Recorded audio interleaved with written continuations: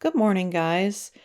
So today I am up just as the sun is rising, which hardly ever happens, but I have got a lot of things to get accomplished today. This past Tuesday was my birthday, and so we decided to do a couple of festivities this weekend, not only for my birthday, but also just to get in some fall fun before the season is over. So the plan is for my mom and sister to come over and spend the night tonight after work, as well as spend the night Saturday night. We have got a fall photo shoot for our dogs planned, as well as watching scary movies, carving pumpkins that we bought last week, and going to our local corn maze and haunted hayride.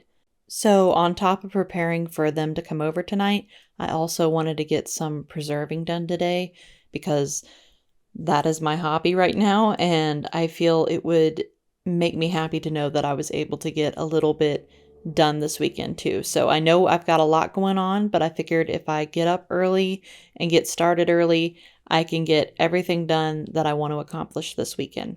So the first thing that I want to get my hands into today are cranberries. I have been holding on to these for a while and I want to get them out of my freezer, and it's just in time for Thanksgiving as well because I wanted to make a homemade cranberry sauce with this as well as some cranberry juice.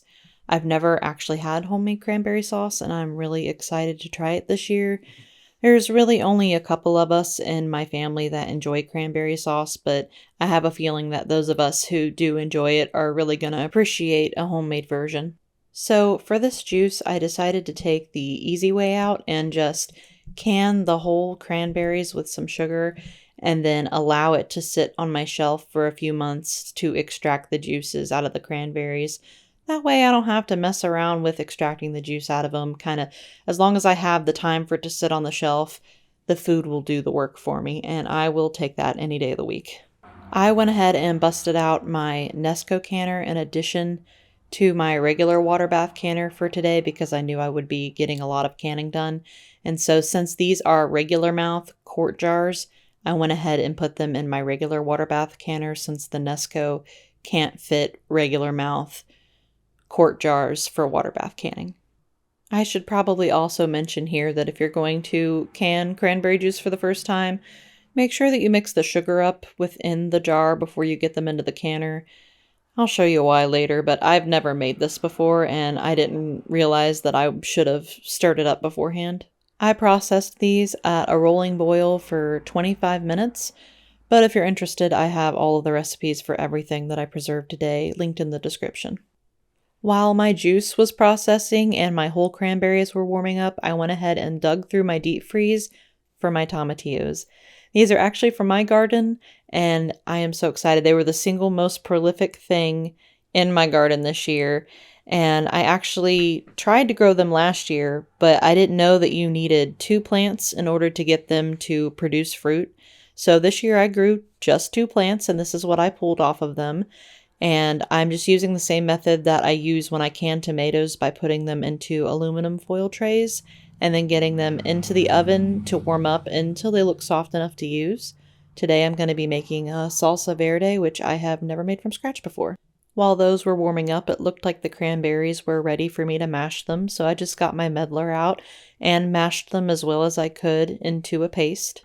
And then I got my strainer out so that I could pass it through that to get all the skins and seeds out. And at first I was just taking the back of my ladle and like pushing it around the sieve like this. But I found that using my meddler actually worked better to get all of the meat out of the cranberry. And then as I was doing this, I noticed that I was getting a lot of leftover pulp, the skins and seeds. And I thought, man, it would be such a waste to throw this out. I'm sure I could find something to do with this. So I went ahead and grabbed out my dehydrator and I got my jelly roll trays out, which I prefer to dehydrate most things on that because it peels off of very easily, and just kind of spread it out in a thin layer. And I think I got 3 trays out of all the pulp that I have, so I'm probably going to powder it. I'm not sure what I'm going to use it for yet, but I'm sure it would make a great dessert topper, like maybe on cheesecake or something like that. So after that, I got all of my cranberry puree into my cast iron pot with the recommended amount of sugar. and just let that come to a boil. At this point, I had a little bit of a lull in needing to do anything that I was working on, so I figured now would be the best time to search for the whole chicken that I knew was in here somewhere so that we could have it for dinner tonight. I really need to go through my freezer and organize it better because it took me way too long to find this. So once I got that out, I went ahead and filled a sink full of cold water and let that thaw for a few hours. I did change out the water to help it kind of thaw out faster. Now I needed to tend to the cranberry sauce. You know it's ready to start a timer when you stir it and the boiling doesn't go away as you stir. That's what's happening here. So I set my timer for 3 minutes. I like mine as thick as jelly, so if you've never made jelly before, a good trick to figure out if it's ready to be canned or not is to put a plate in the freezer. Drip a little bit on your plate and see after a few seconds if it's still running down the plate, and if it is, it's not ready yet. But if it holds its shape and doesn't really drip like you see here, then that's how you know it's ready to can up. And this is just for if you're using a no pectin recipe. When you add pectin to jelly, usually if you follow the recipe, you're going to ensure that your jelly is going to turn out. So really, I feel like the testing is just for when you are trying to use a completely natural method for canning your jelly. This recipe was supposed to make 6 half pints, but I ended up with 5.5 half pints, which I'm happy with. I think it'll take us a while before we go through all this because we really only eat it during the holidays. I went ahead and got these into my Nesco canner to water bath, and I've actually never used the water bath function on this before, so I didn't really know what I was doing when I did this. So I forgot to close the lid on the canner when I was water bath canning because I didn't know you had to. I should have looked that up. I did not look. Here's our cranberry juice. Isn't it so pretty? So it did take a little bit longer for me to get the jelly done than I would have liked it to, just because I wasn't paying enough attention with everything that was going on around me. Not a big deal. Got it canned up. It was fine. Here's our tomatillos. I let this tray get a little bit more charred than our other tray because I wanted to add a little extra flavor into it there. And I went ahead and ladled these into my food processor. First round of tomatillos that I did, I shoved my processor too full and it spilled everywhere, so that was fun. And then I just proceeded to puree it in batches until I got it all done. And then when I had it all pureed and put into my big mixing bowl, I measured out on the scale how much it weighed. I did deduct the weight of the bowl when I was trying to figure this out. I wanted to make sure that I had enough for the recipe that I was looking at. And so before I even put it in the bowl, I measured out how much the bowl weighs. These onions are actually homegrown onions that I got from my garden this year. I didn't get very many, but what I did get, I chopped and froze. And here is what I was talking about earlier with the sugar at the bottom of my cranberry juice. I didn't mix it up, so it just kind of solidified to the bottom of the jar in one big chunk of sugar. And I know you're not really supposed to touch your jars right after they're done, but I did wait for all of the lid seals to seal before shaking them. But I found that by shaking them like this intermittently, I'd do it for a minute, put it back down, come back 5 minutes later and shake them again. I did that 2 or 3 times. Eventually, the sugar did all dissolve at the bottom, I think, because the jars were still hot. Had I waited for them to cool down completely and tried, I don't think this would have worked. So I'm glad that I was able to save this, and next time I will definitely be thoroughly mixing my sugar in with my water before I stick them in the canner. Here is our cranberry sauce all finished up. Isn't that pretty? And after I got that all out onto the counter, I went ahead and started chopping up a jalapeno and some bell peppers. Both of these are also from my garden. Not from this year, from the year previous to this year, which I still have a bunch of in my freezer that I'm trying to work through. I was not sure that they would last this long because it has been 2 years now. I was afraid they would get really freezer burnt and not really taste good anymore, but actually I haven't really had a problem with the taste. They have tasted absolutely fine, and all I did was slice them up and stick them in a freezer bag. And here I am dicing them. I did dice a bunch too, but it turns out I use diced peppers way more than I use sliced peppers. So I will probably only be dicing them to store them from now on. And I can't get over how the color looks on this salsa verde. I mean, I just think the pops of color from all the different colored bell peppers that I have makes it look so pretty. And I'm amazed at the amount of homegrown ingredients I got to use in this. I could have used homegrown garlic as well, but these ones were starting to sprout, so I just went ahead and used them before they went bad. And so here I am stirring all that up. And the recipe says not to taste it until it's been sitting on the shelf for like quite a while to make sure that the flavors have, I guess, have all set in. But I tried it before I canned it because, of course, I'm going to. And it tasted phenomenal. I don't know why, but it was sweet. I don't know if my tomatillos were sweet. I mean, they did kind of get cold for a little bit there. It was getting cooler towards the end when I picked them. I don't know if that caused them to be sweeter or what, but it was just the best flavor I have ever had in a green salsa. So I think I will be growing tomatillos every year from here on out and canning some of this just to eat, but also I think this would be great in a Mexican dish as well. So I'm very happy with how this turned out and would recommend this recipe 1,000 times over. Like, I'm excited now to see what it tastes like after it's been sitting on the shelf for a while, because if it tastes better than how it tastes now, I am in for a really good treat.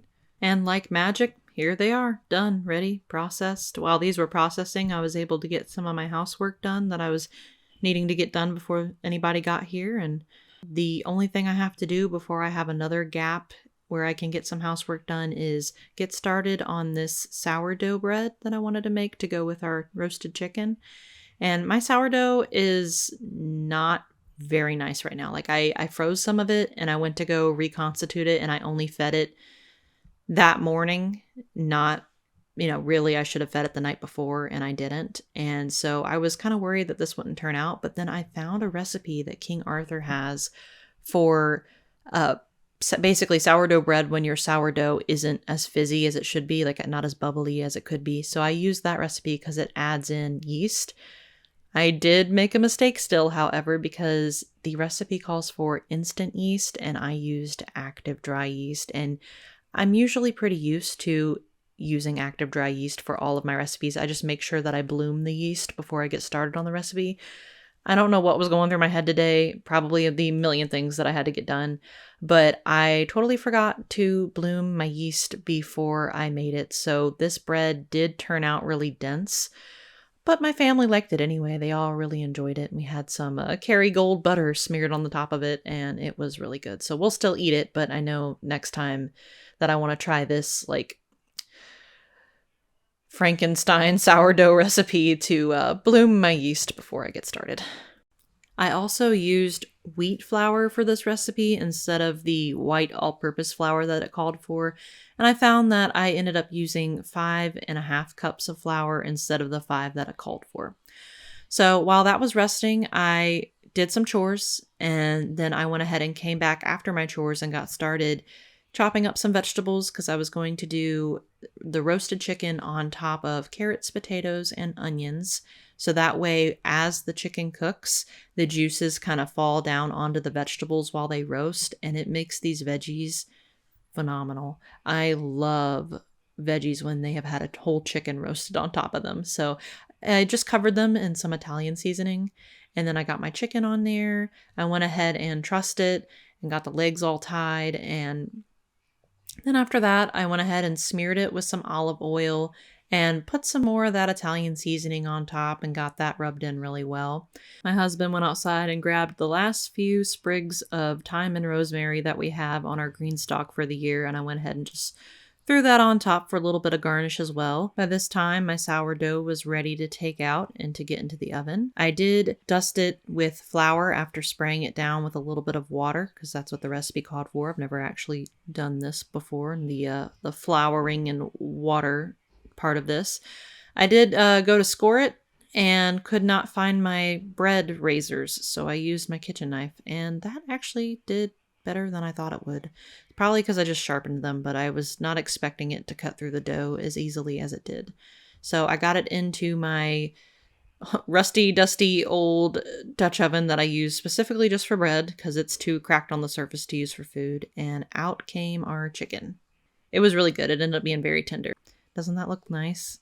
When that finished, my mom and my sister had just made it in, and then I was able to get the bread out of the oven, and we were all pretty hungry at this point, so I am going to go ahead and let you go. Have a great day. I will see you in the next video. Bye.